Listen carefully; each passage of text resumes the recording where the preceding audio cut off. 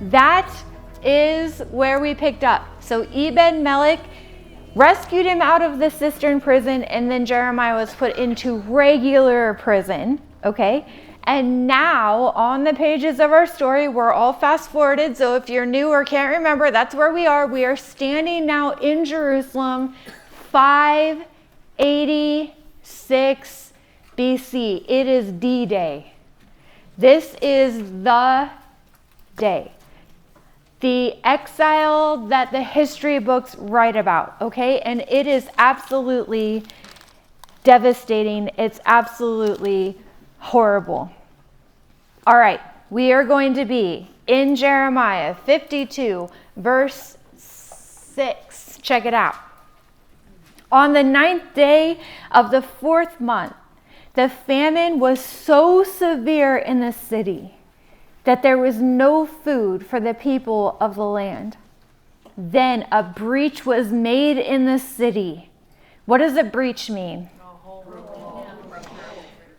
The Babylonian army that was surrounding the whole city, they finally got Jerusalem where they want them. They are weak, they're dying, they're diseased, they're at that weakened state where they breached the wall and they are flooding in like ants into the city, okay? They breached the wall and all the men of war fled. Who fled?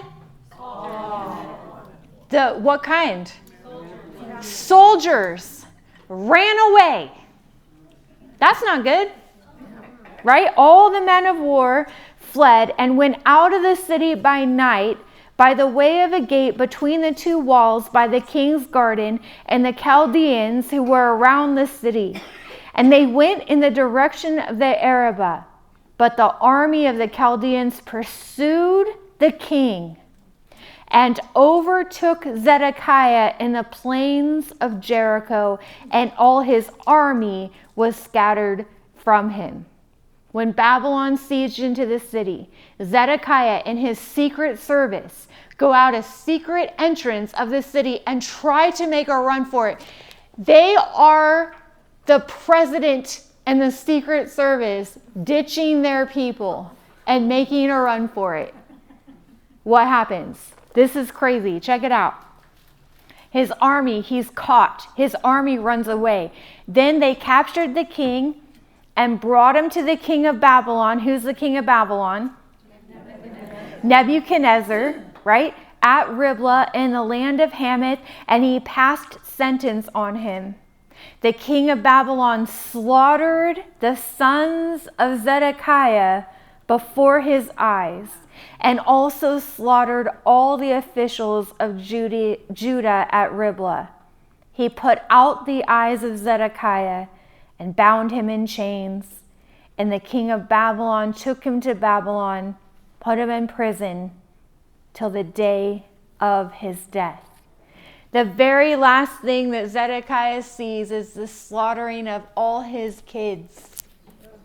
And then they put out his eyes and they drag him to Babylon, and Zedekiah dies there. Yes? Can we, I'm looking for, the line of David. Mm-hmm. Where is that at now? Zedekiah is in the line of David. Mm-hmm. And then all of his kids were killed. Yep. He died. Uh-huh. So... Yep. brothers? Yeah, he's not the only guy in the line of David, but he's the guy that's on the throne, right? Okay. Yeah. Yep. So they're all dead. That's a good question. Because that's what we're watching for, right? The Davidic covenant. It's a good question. So Zedekiah is taken off to Babylon and he dies. In the 5th month, on the 10th day of the month, that was the 19th year of King Nebuchadnezzar, king of Babylon, Zeradan, thank you, he's important. He's a main character. The captain of the bodyguard. What's his job? Captain of the king's bodyguard. So this would be the highest person in King Nebuchadnezzar's secret service, okay? Who served the king of Babylon. He entered Jerusalem. And check this out. He burned the house of the Lord. What is that? Temple. Whose temple? And who built it? Solomon. Remember the fancy King Solomon's temple that was like billions and billions of dollars? With the fancy pomegranates and all the gold and all the bronze. That's the one that got burned to death.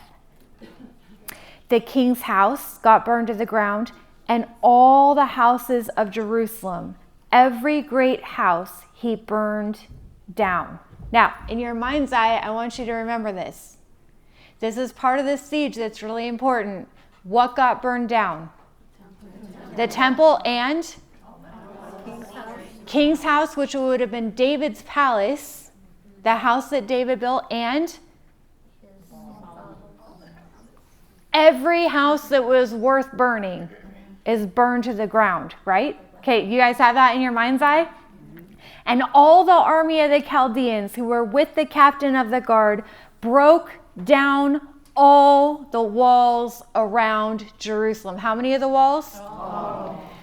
So in your mind's eye, the temple is down to ash. David's palace is down to ash. All the houses are down to ash, and all the walls are crumbled down. This Jerusalem is completely desolate and burned to the ground. We're going to need to remember this because on the redemption side, spoiler, when we get to book 2, this is going to come back into play. How devastated Jerusalem was. It wasn't just that the Chaldeans got in. They annihilated the city.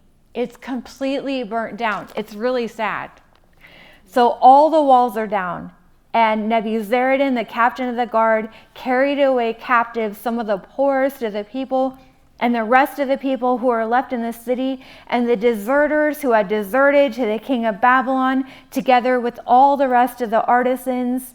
But Nebuzaradan, the captain of the guard, left some of the poorest of the land to be vine dressers and plowmen.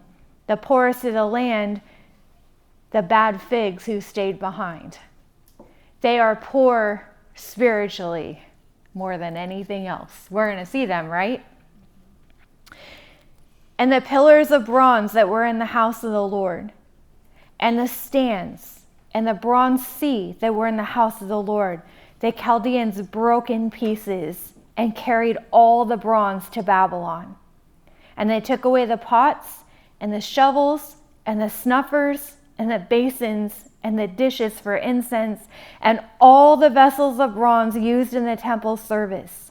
Also the small bowls and the fire pans and the basins and the pots and the lampstands and the dishes for incense and the bowls for drink offerings. What was of gold, the captain of guard took away as gold, and what was silver as silver. And as for the 2 pillars, the one sea, the 12 bronze bowls that were under the sea, and the stands which Solomon the king had made for the house of the Lord, the bronze of all these things was beyond weight. As for the pillars, the height of the one pillar was 18 cubits, its circumference was 12 cubits, its thickness was 4 fingers, and it was hollow. On it was a capital of bronze. The height of the one capital was 5 cubits, a network and pomegranates, all of bronze, were around the capital. And the second pillar had the same, with pomegranates. There were 96 pomegranates on all sides. All the pomegranates were 100 upon the network all around. And the captain of the guard took Sariah, the chief priest, and Zephaniah, the second priest, and the 3 keepers of the threshold. And from the city he took an officer who had been in command of the men of war, and 7 men of the king's council who were found in the city, and the secretary of the commander of the army who mustered the people of the land, and 60 men of the people of the land who were found in the midst of the city. And Nebuzaradan, the captain of the guard, took them and brought them to the king of Babylon, and the king of Babylon struck them down and put them to death at Riblah in the land of Hamath. So Judah was taken into exile out of its land. So Judah was taken in exile out of the land. This should hit you really hard. It's devastating. They're taken out. This is the number of the people whom Nebuchadnezzar carried away captive in the 7th year, 3,023 Judeans. In the 18th year of Nebuchadnezzar, he carried away captive from Jerusalem 832 persons. In the 23rd year of Nebuchadnezzar, Nebuzaradan, the captain of the guard, carried away captive of the Judeans 745 persons. All the persons were 4,600. Why did we spend all that time reading that? Couldn't the Lord have just stuck with, the temple was burned down, my people were exiled, and left it alone? What does the Lord do? Every verse, every jot, every tittle, every time the Lord picks up a pen and writes his word, it's important. So why didn't he just say, the temple was burned, my people were exiled? What does this list show us? The magnitude. And the Lord knows what is his and what was lost. Every spoon, every bowl, every incense. He counts the pomegranates. He tells us how tall the pillars were. Why is he doing this?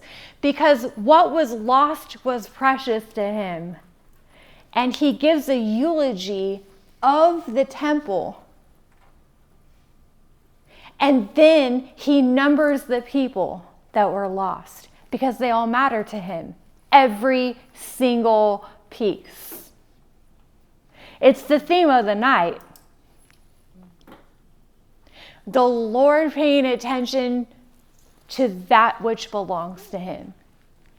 And so he has this eulogy, and it's really important. Question: where is Jeremiah? Prison. He's in prison. Remember? Ebed-Melech rescued him out of the cistern, and he's stuck in regular prison, right? That act, which probably would have been a bummer for Jeremiah, and maybe he would have wrote another really raw psalm to the Lord that's like, what the heck? Remember that? He does that every time. It probably saved his life. He got fed.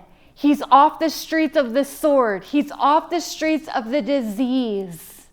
All that rampage that's going on in the city, Jeremiah is tucked safely away in the providence of the Lord. So while he probably thought this is a bummer, the Lord knew better. That's a newsflash for everyone. The Lord knew better than him, and he's been tucked away safely in prison this whole time, and that's where we pick him up. Okay, that's where you pick up our story. Turn to Jeremiah chapter 40. Go backwards. This is the same information in chapter 39, but it's expounded a little bit, so I thought we'd read this one instead. Look at verse 1. Chapter 40, verse 1. The word that came to Jeremiah from the Lord after Nebuzaradan, the captain of the guard, had let him go from Ramah, when he took him bound in chains along with all the captives of Jerusalem and Judah who were being exiled to Babylon. What is that?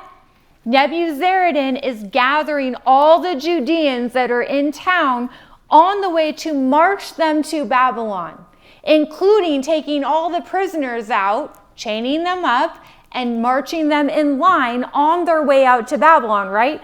So we saw this with Jehoiakim, how they would chain them and they would wait for the next trolley to leave, right? And that's when he was murdered and thrown over the wall. That's kind of the idea. So all the prisoners are out, they're chained, they're ready to make this march, which was 900 miles. Takes you 5 months to get there. Okay? So you got to wait for the next trolley out. So that's where we're going. Jeremiah, he's being bound with everyone else. Verse 2, the captain of the guard took Jeremiah then, took him aside. This is intriguing. He took Jeremiah aside and said to him, check it. Who's talking first? Secret Service. Nebuchadnezzar's Secret Service, right? Nebuzaradan, check this out. The Lord your God pronounced this disaster against this place. The Lord has brought it about and has done as he said. What? Check it out. Done as he said, because Jeremiah, you Judeans sinned against the Lord and did not obey his voice, this thing has come upon you. Yo, wait a minute. Okay, Jeremiah has been preaching till he's blue in the face, saying this very thing. This will happen if you sin. This will happen if you don't listen to the voice. And the Gentile bodyguard from Babylon says, yo, you want to hear a Bible story? This happened because you guys would not listen to the Lord. Is he right? Yes. Yeah. Jeremiah's like, I know. I've been trying to tell you that. I'm glad someone was listening. Hey, Jeremiah, this is a bummer deal, but really, you brought that on yourself because you wouldn't obey the Lord. Isn't that interesting? It's interesting. And so he says now, verse 4, I release you today from the chains on your hands. If it seems good to you to come with me to Babylon, then come, I will look after you well. You can even ride in my chariot. I won't make you march. You can come with me to Babylon.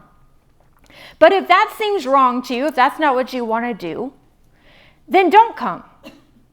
See, the whole land is before you. Go wherever you think is good and right to go. If you remain, though, I'd like you to report to Gedaliah, whom the king of Babylon appointed governor of the cities of Judah, and dwell with him among the people. Or do whatever you want. It's just a suggestion, you see. Go wherever you want to go. So the captain of the guard gave him an allowance of food and a present. I wonder what that was. Probably a fruit basket. We talked a lot about fruit baskets. I don't remember when. Probably a fruit basket. And let him go. Not figs, though. Then Jeremiah went to Gedaliah, he reports in, at Mizpah, and lived with him among the people who were left in the land.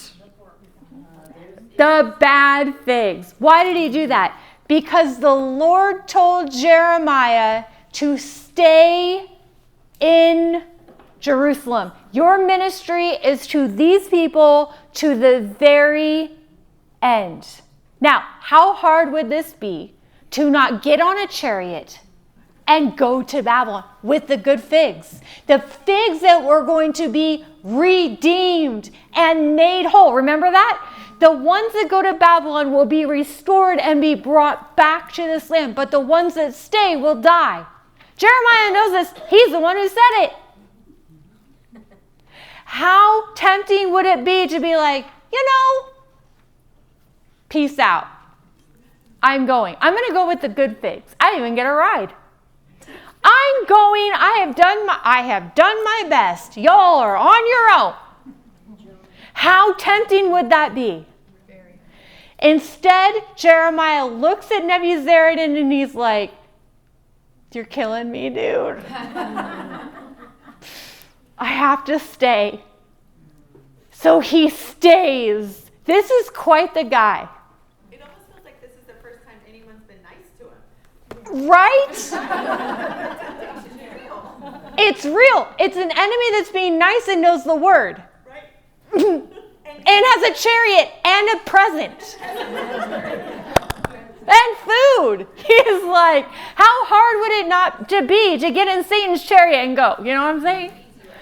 And the Lord's like, the good ones go. Jeremiah's like, calculating.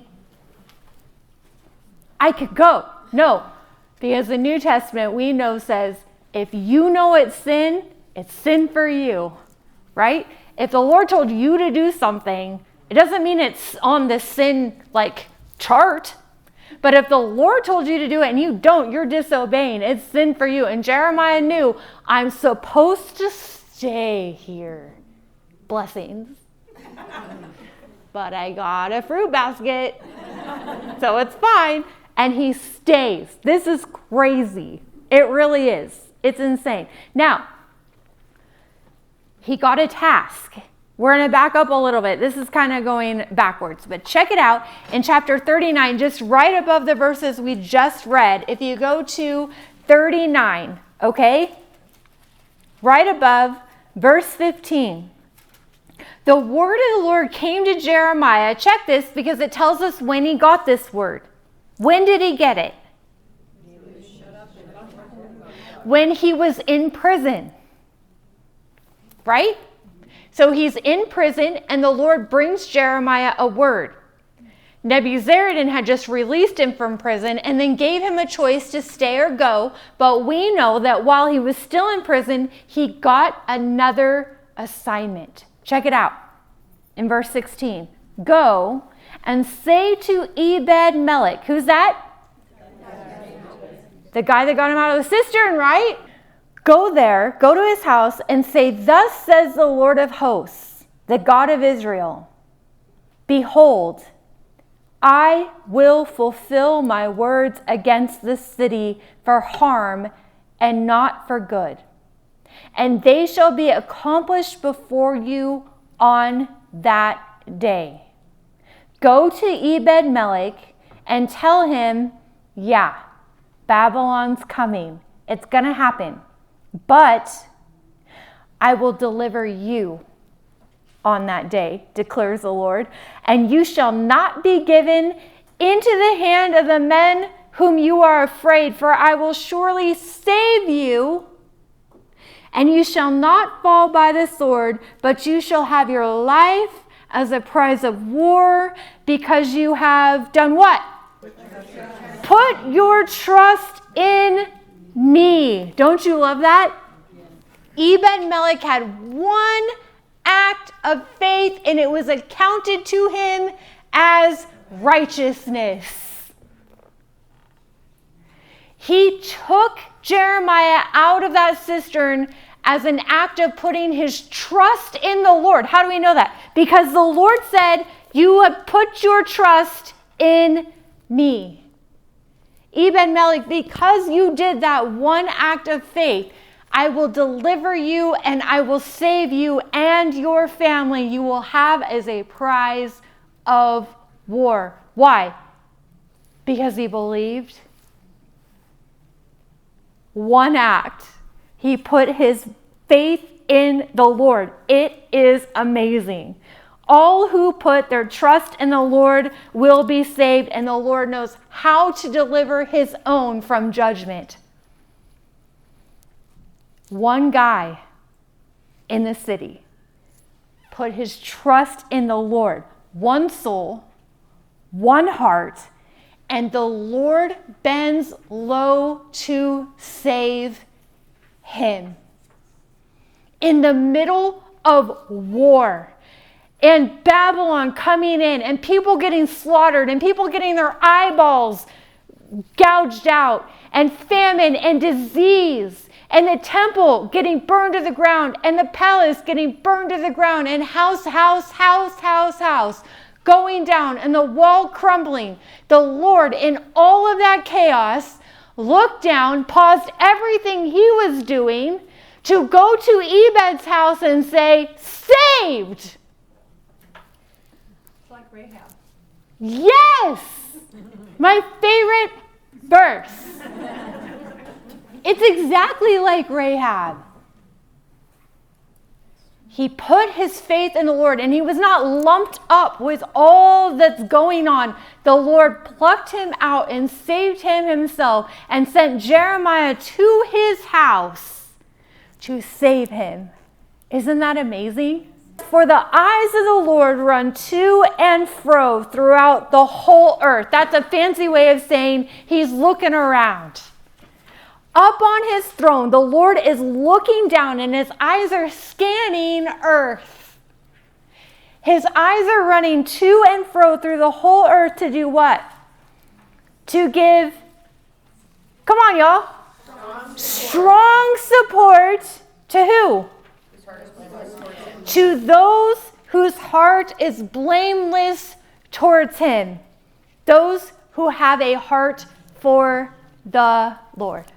The Lord is looking down, running his eyes to and fro to look for somebody that he can give strong support, that trusts in him.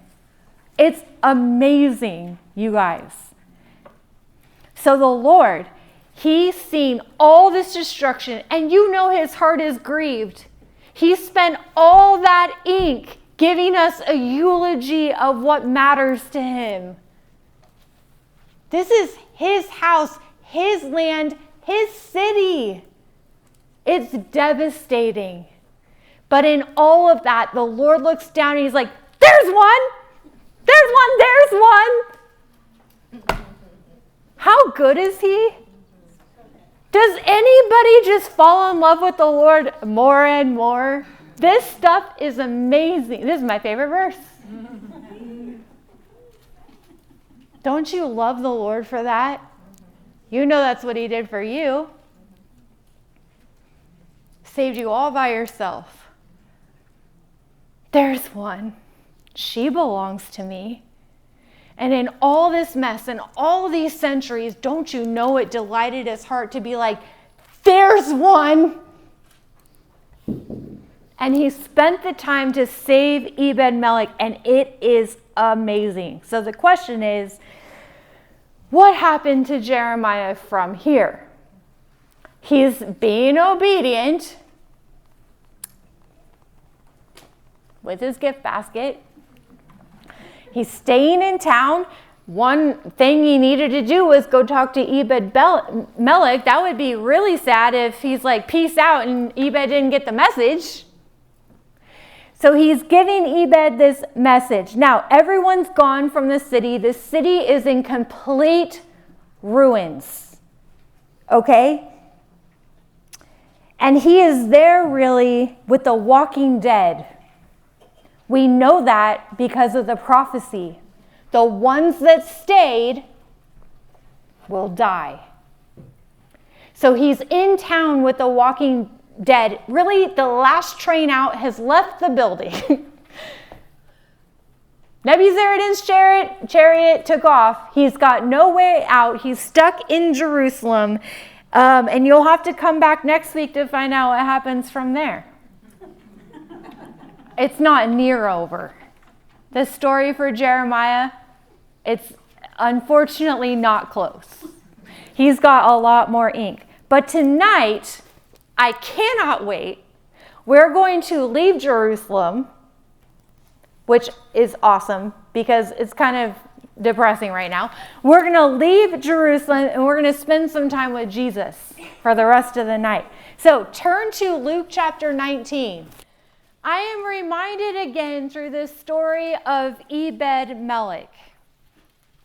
In the heart of a tempest and rebellion and chaos and war, that the Lord is less impressed with the crowd than he is with one heart.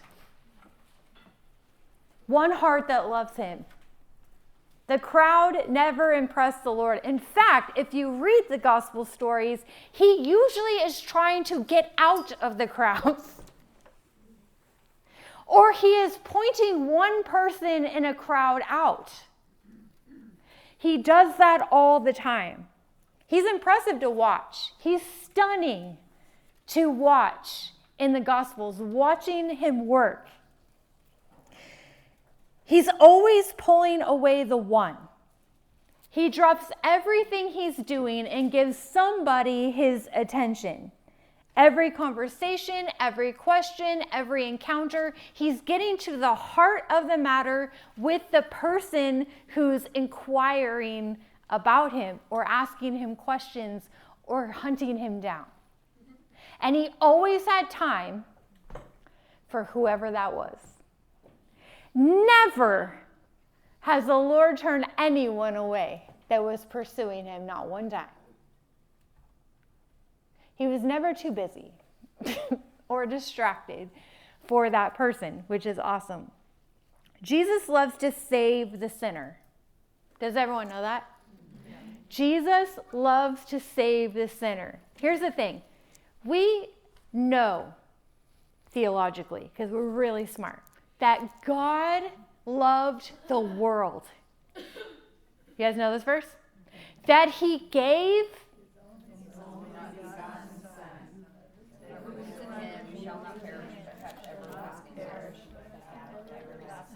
We know that, right? We know that God loves the world, so he sent his son to die.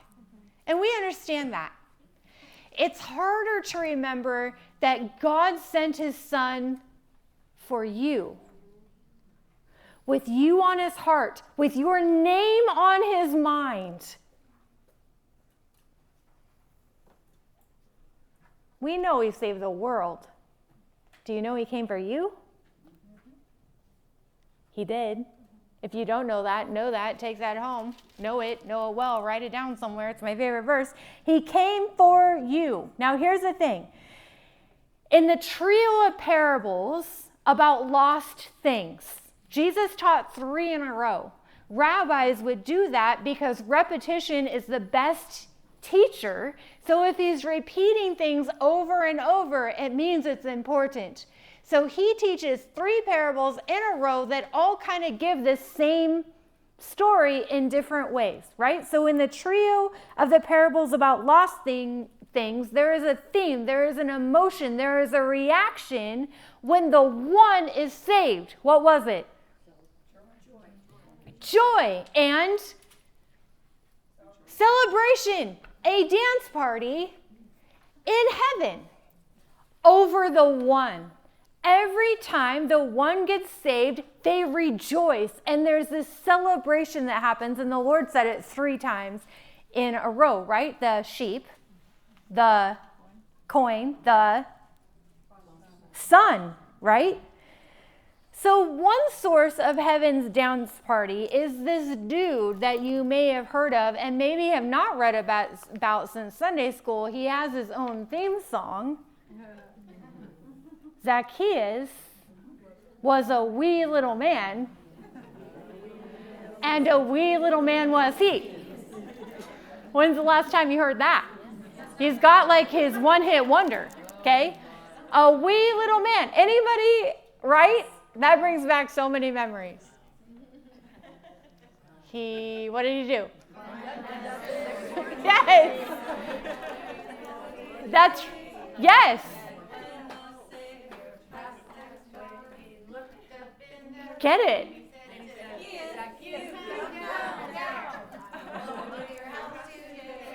Yes. There's another worship song. That is 3 Bible stories in a row. We did Pharaoh, and Jonah last week, and now you have Zacchaeus. That's basically a communion song. You should be fine. That is amazing.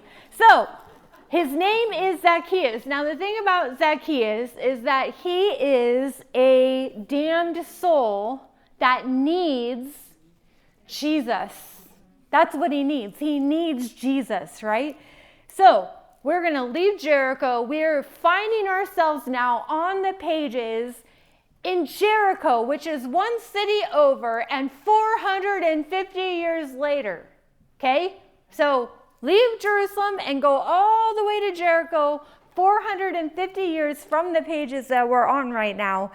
And that is where we are. Now, Bible students, before you get into any text, you need the context every time.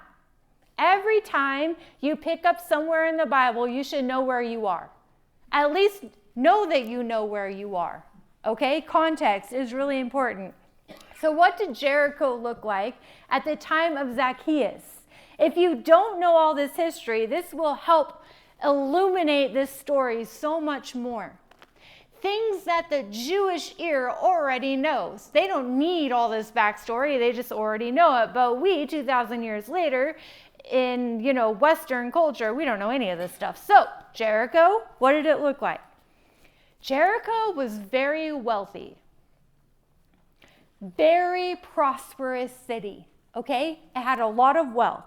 There were groves and rose gardens. It's called the City of Palms. It was beautiful. It was a beautiful, oasis city in the Middle East, okay? It was also a checkpoint for travelers. So, that's important. Jericho is just north of Jerusalem. It's one of the last stops that you would make, main stops, to restock your supplies and all that stuff, right? Yes, exactly. So on Passover was one of the required feasts that you had to go to, right? Passover. So from the north, basically, which is all of Israel stacked above, right? Because Jerusalem is way down here, and then Jericho, and then you have all this territory above. All the Israelites that were coming down to pilgrim to Jerusalem would funnel through Jericho, and it was like a toll booth for the highway, but you're on foot. Does that make sense? So a toll booth. So Jericho had these toll booths. That's important. Here's the thing.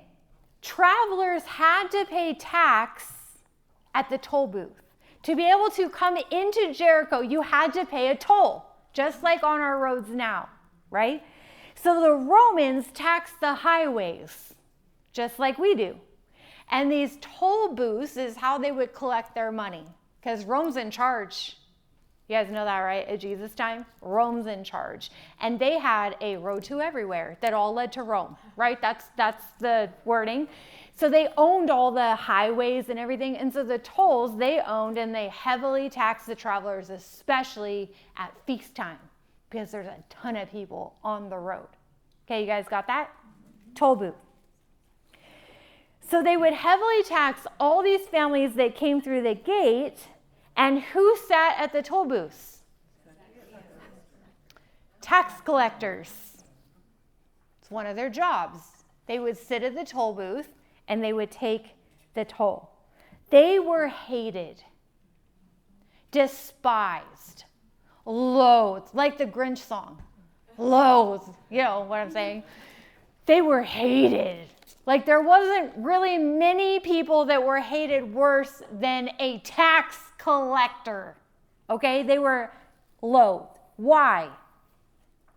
They were notorious for cheating the taxpayer. Okay, so check this out. Rome would set a tax, let's say 30%, whatever. The tax collector is supposed to collect that tax for Rome. But they were encouraged to charge a traveler anything they wanted over the 30%, and they were allowed to pocket that as commission. It was their paycheck. So a tax collector could tell you you couldn't pass through if you didn't pay enough taxes, and he could decide what that is. Rome would get the 30%, and the taxpayer would pocket all the dollars on top of the 30%. And they were Jewish who worked for Rome.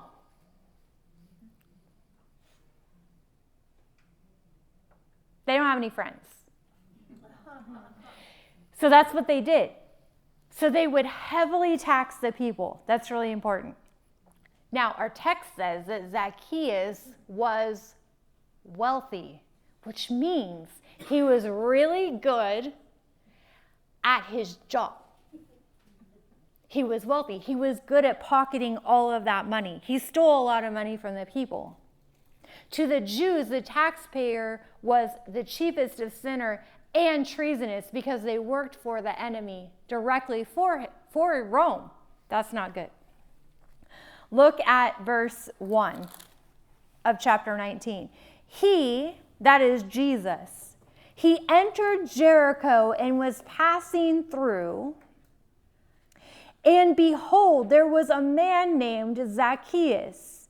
He was a chief tax collector and was rich. That's not good. So Jesus is making his way through Jericho on his way to Jerusalem. When? For the very last time. This is his last travel. We are now sitting about 24 hours before the triumphal entry. He is making his way down to Jerusalem for the final time. And the Bible says that his face was set like flint for Jerusalem, because what was he going to do there? Die. So he's on his last journey down through Jericho. It's important to know that for a few reasons. Jews had to do this pilgrimage, right? Jerusalem's population swelled to almost 2 million at Passover time. That is a lot of travelers on the road. It was busy. There was a ton of people. Don't just think of Jesus and his disciples kind of like strolling through town. There would be a mass of people going through Jerusalem on their way to Jerusalem, just like 8 people wide and a zillion people. And Jesus is jumbled in the middle of this crowd with all these Passover people, right? So there's thousands of travelers on the road. And Jesus is making his way through. Now, look at verse 3. It says, he was seeking to see who Jesus was. He being who? Zacchaeus. But on account of the crowd, he could not, because he was a wee little man. Everybody knows that Jesus is in the middle of this crowd, and Zacchaeus wants to get a glimpse of him, but the crowd is massive and he is short. He can't see.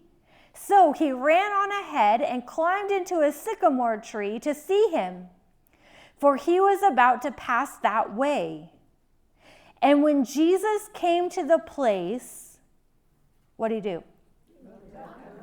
He looked up and said to him, Zacchaeus, hurry and come down, for I must stay at your house today. So he hurried and he climbed down and received him joyfully. And when they saw it, who's they? The crowd. They all grumbled. He has gone in to be the guest of a man who is a sinner. Now that's an understatement. What are they really saying? The chief tax collector? Are you serious? This is against the law in every way for Jesus to be having grilled cheese with Zacchaeus. He is the chiefest of sinners. This is not good. Question from your homework. How do we know Jesus saw Zacchaeus?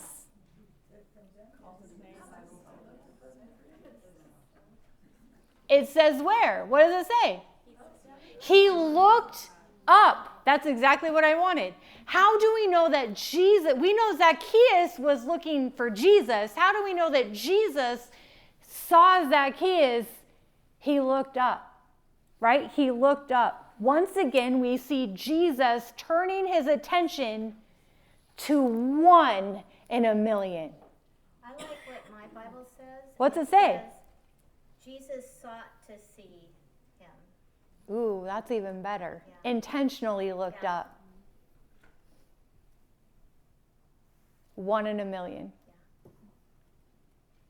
The crowd was massive, you guys. Everybody wanted to see Jesus, but Jesus looked at Zacchaeus. That's really important. He engages Zacchaeus like he's the only one there. He's the only guy Jesus talks to. He doesn't even address the crowd. He only has a conversation with one guy, and that's it. Jesus looked up. How do we know that Jesus knew Zacchaeus? He called him by name. Don't you love that? Zacchaeus did not have one of Sally's beautiful name tags. Hi, my name is Zacchaeus. It doesn't say that. Jesus called him by name. Why? Because Jesus knows your name. He calls Zacchaeus by name. That is a beautiful thing. He calls us all by name. Which means, here's the thing about a name.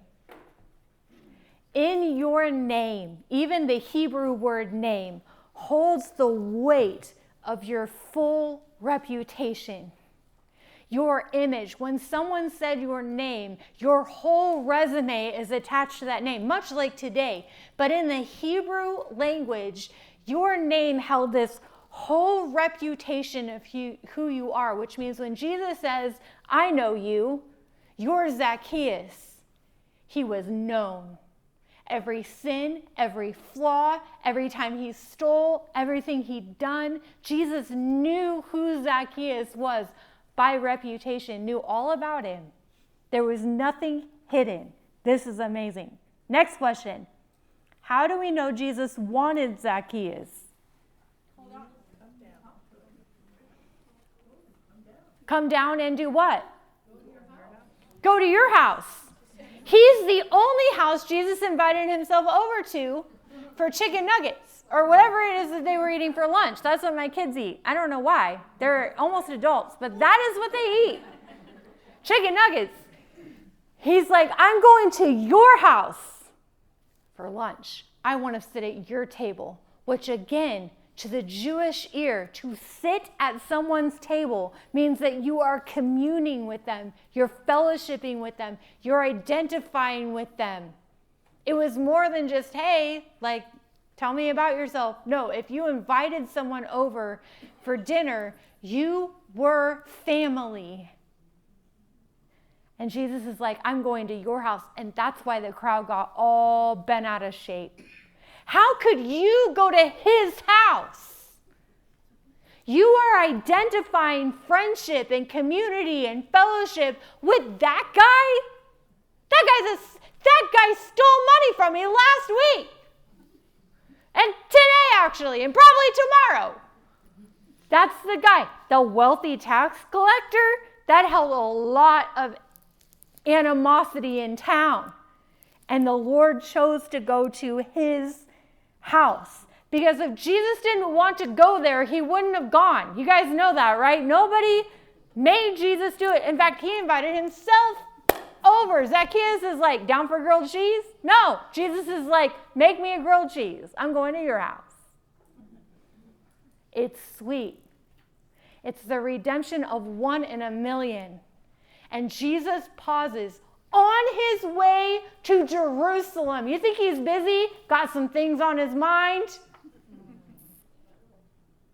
He is about to face something we will not understand in a million years. The weight of what he did on Calvary for us, being separated from the Father, taking all the sin upon him. The hell he would combat on his own to save you by name. He's got some stuff on his mind and he's headed down to Jerusalem to face a Roman cross. And he's like, you know what? I'd like to go to lunch with you. You guys, that's wild. It's wild that he paused to save one. He did that. It's crazy. He stopped for one. Zacchaeus had Jesus over to his house. Jesus left the 99 for one. He left 99,000. He would leave 99 million for Zacchaeus. It is amazing. And it's in the tax collector's dining room that the Lord makes a statement that we all have on our bumper stickers that no one has anymore. I have to come up with something different. Screensaver. I don't know. He says, Zacchaeus repents, right? He's like, every penny I've stole from everybody, I'll give it back. This guy makes a 180 because Jesus is in the house. And then Jesus says, today salvation has come to this house.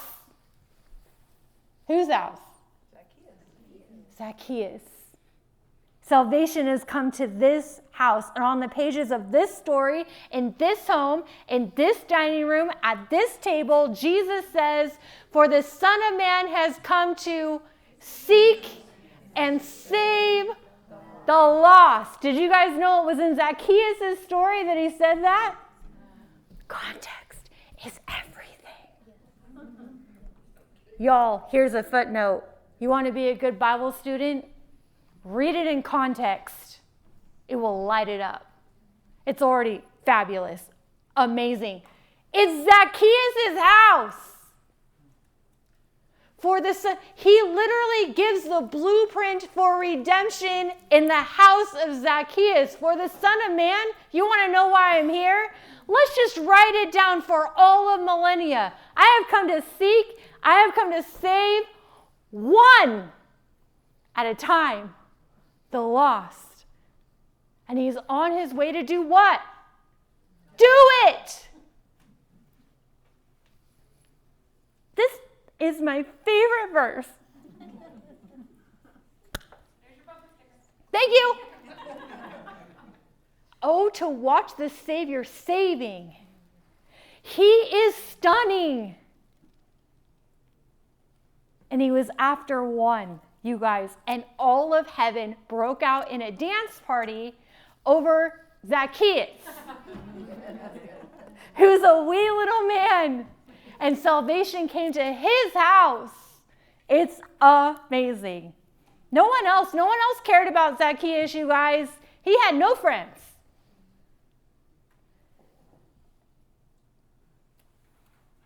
Jesus stopped for one.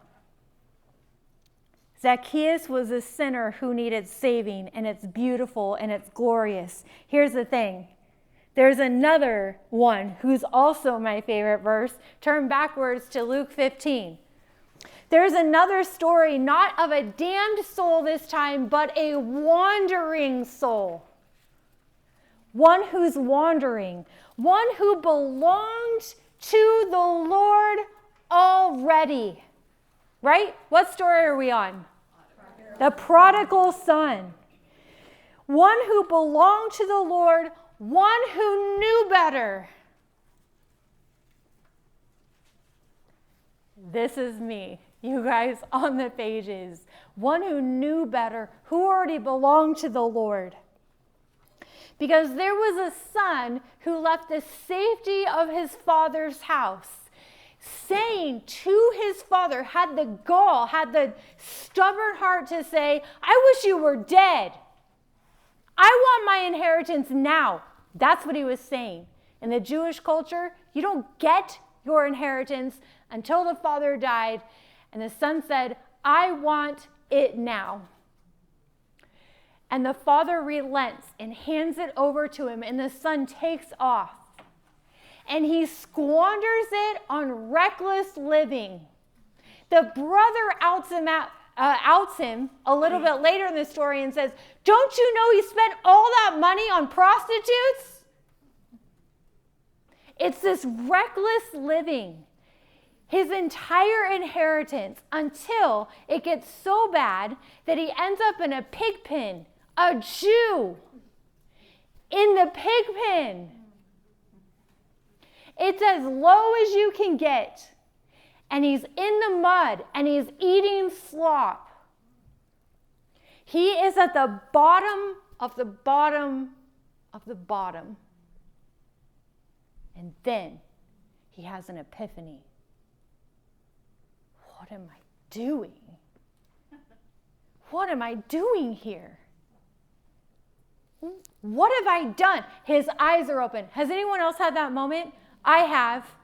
I am in the pig pen. I am slopping around. I am eating the slop. I'm squandering the inheritance the Lord gave me. And then one day I'm like, what am I doing? And he wakes up to it. What am I doing? I know what I have.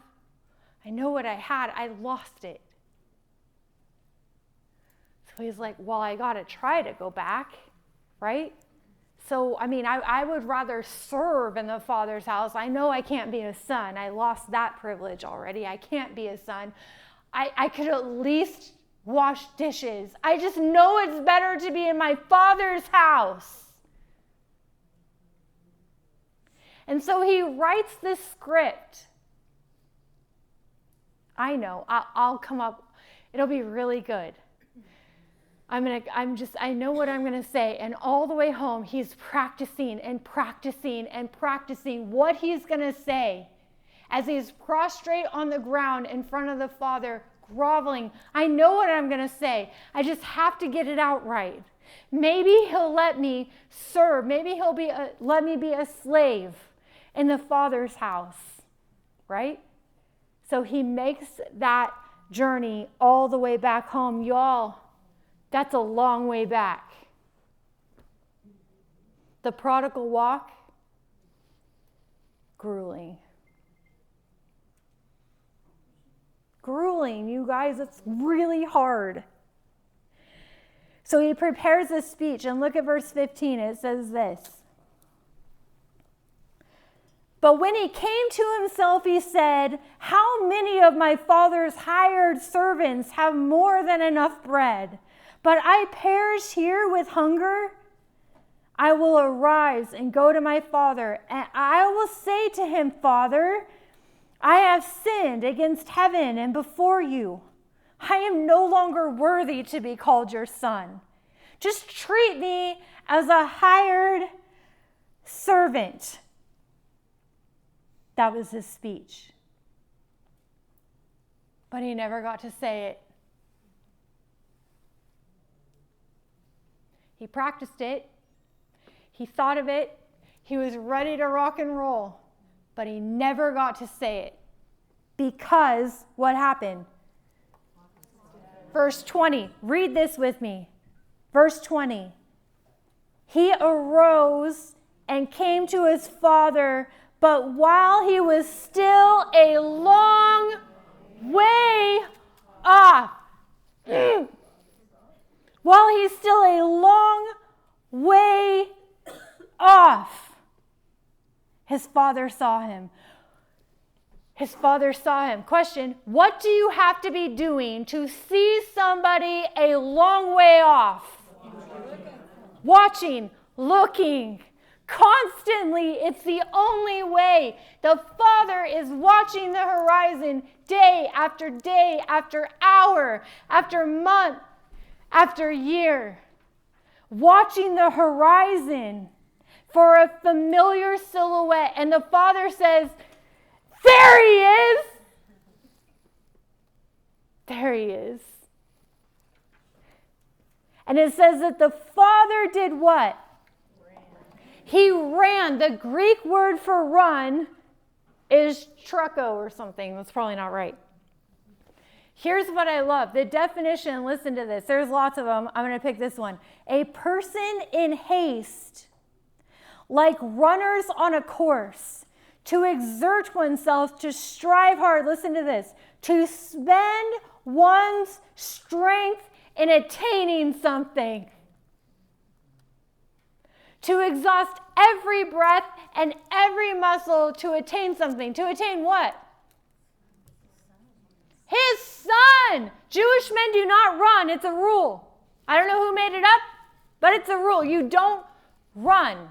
And this is the only time in the Bible that a man of this stature runs.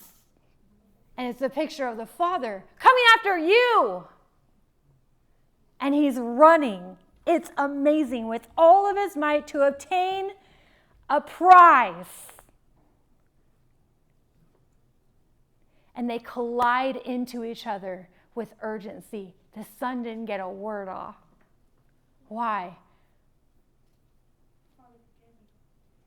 The Father ran to him. He stuttered. The Father's like, I do not care. I have my son back. What the son said is, I will never be brought back in to my Father's house as a son I'll just be a slave. And the father says, my son.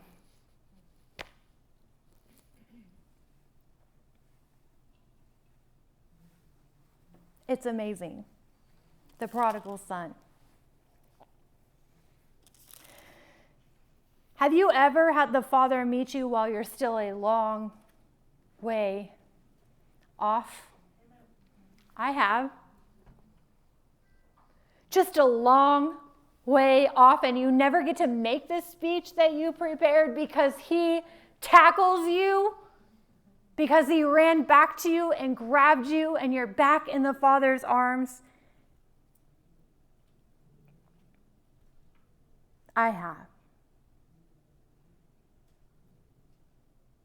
Prone to wander.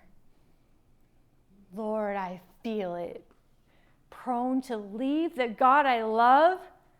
Those are honest words. They're hard to swallow. It's true.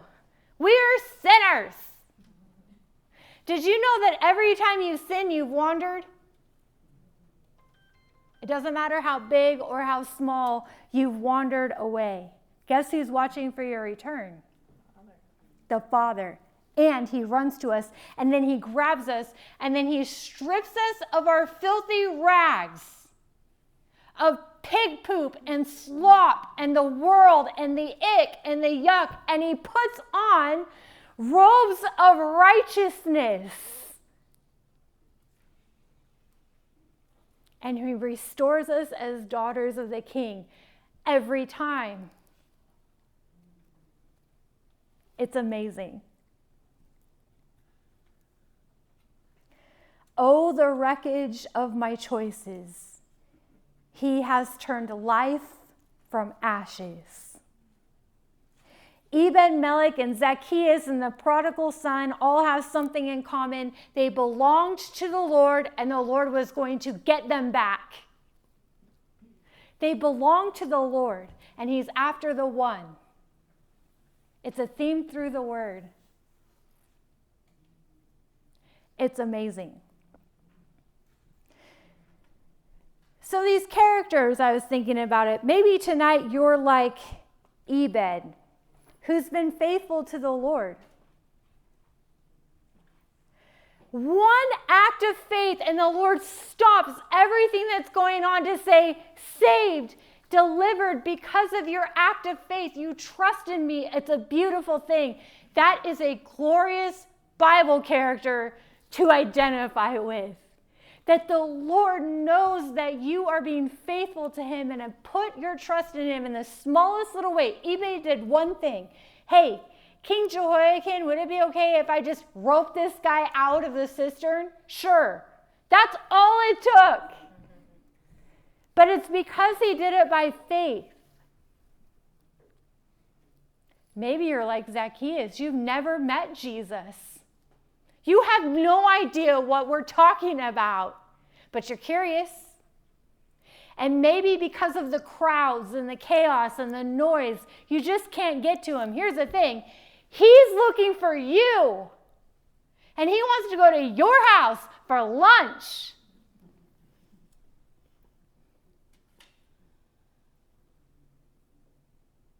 He's here to seek and save the lost. And tonight, there's salvation in this house too. Tonight. I do not presume that we all know the Lord. That's stupid. If you don't know him, we want to show you who he is. You grab anyone. We are on it. Because there is salvation in this house. For the Son of Man has come to seek and save the lost. You're not here by accident. You're in a sycamore tree.